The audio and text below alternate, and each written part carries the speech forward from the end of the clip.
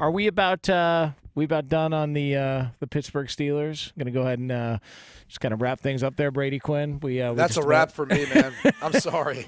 I'm sorry. And just watching Cincinnati, which is like this young budding roster of talent, um, they got beat by normally how I think Pittsburgh would do it, right? I mean, physically they got beat up front. Joe Mixon is like quietly having one of the, I would say, better seasons, or at least when healthy, he's one of the better backs that we don't talk about.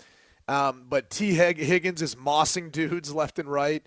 We obviously know about Jamar Chase. I mean, but this Bengals team seems like it's ascending. Everything they've done around Joe Burrow, everything they've done to build on this roster, it's all working out. And then it's almost like Pittsburgh was just kind of stuck doing the same old thing and expecting different results. But even their defense is taking a step back. But they need to start thinking about life after Ben, and they need to start thinking about who's calling plays, because that's the other thing that's like very apparent is when they can't find like any production in the beginning of a game, they have a hard time adjusting. Like I don't see them making almost any in-game adjustments when things go wrong early. You know, it pains me to think about this Steelers team not only isn't a competitor right now, but they're in danger of having their first losing season under Mike Tomlin. yeah. Like, I don't see this thing getting better for them.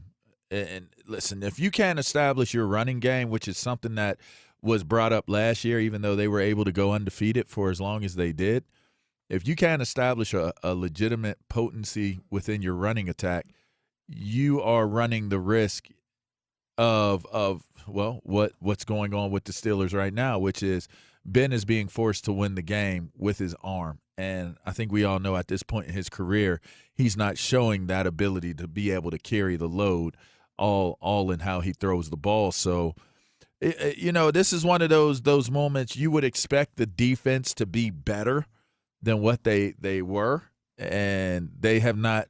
I mean, obviously without having some key players, but then again, T.J. Watt played yesterday. It's just not the same. I just don't get the same feeling when I look at this Pittsburgh team. Like when I watch them, I'm usually excited to watch them. Now I'm just like nervous for them, and that's never been a frame of mind as a fan of the team. You don't watch them and you're like, man, I don't know. Cincinnati, like I don't know, but that's just the feeling. You just don't get that feeling that they're this intimidating force. They have like. Who right now, I mean, I guess T.J. Watt, you could say T.J. Watt, but in reality, when I look at the history of this defense, you always had a dude that was an established, that's a bad dude. Like T.J. Watt gets sacks. But T.J. Watt, I don't look at T.J. Watt and feel like, okay, outside of him being able to pass rush me really good, he doesn't scare me. Like Jason Gilden scared you. Levon Kirkland scared you. Greg Lloyd scared you. James Harrison scared the hell out of you. They had an identity on their defense where there was always someone that was a catalyst of fear. And I mean, Cam Hayward is a guy, but I just don't. It usually has to come from like a backer. And maybe that's just me being a fanboy about it. But I just don't look at this Steelers team and say to myself, man, like they're dogs on defense, they're strong up front, and they can run the ball, and they got somebody like a Hines Ward that's out there, or like a Ernie Mills or a Yancey Thigpen. You're gonna have somebody out there, Antonio Brown, that's gonna make the big play for you. I just don't see that in this Steelers team. Yeah, they don't look like the Steelers that a lot of us grew up on. Ben Roethlisberger, the quarterback of this Steelers team, he spoke afterwards. Not a lot to be said. You get your butt kicked. It happens sometimes. I'm not going to say that it happens to every team every year, but these things happen.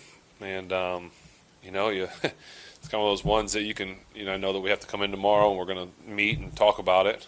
To me, there's not a lot to talk about. We got our butt kicked, and it is what it is.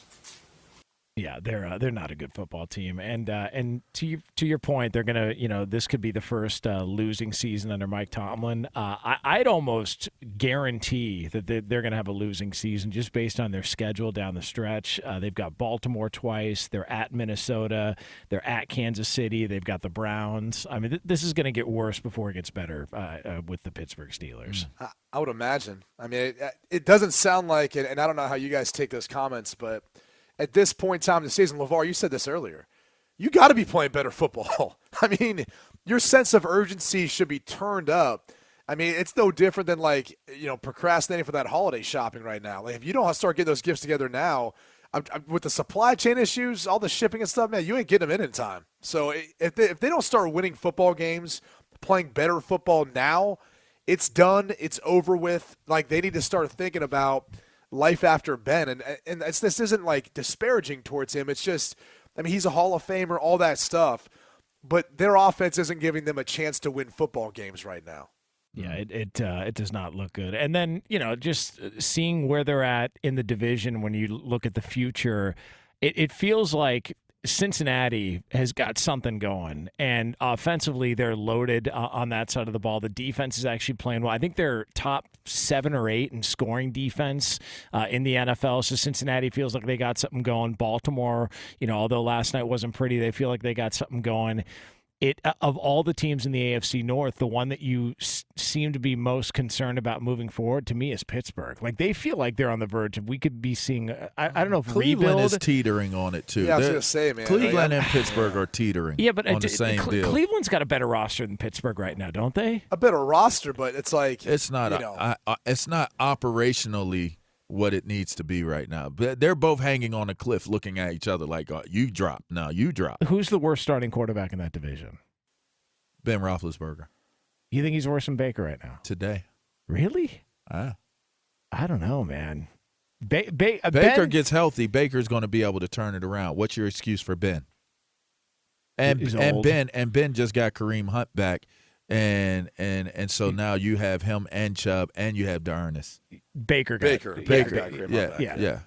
Which didn't really have much of an impact last night. Well, they should have used him more. I don't know why they didn't use him more. Maybe they were inching him back in. I don't know, but he was having If success. I was them, I'd take football back to the 1950s and 60s, and I would just run almost every play. Oh, my God, man. Triple extra back. Offensive linemen, extra tight ends, not even have a wide receiver. Let Kareem Hunt and let Nick Chubb just bowl over dudes. Why not?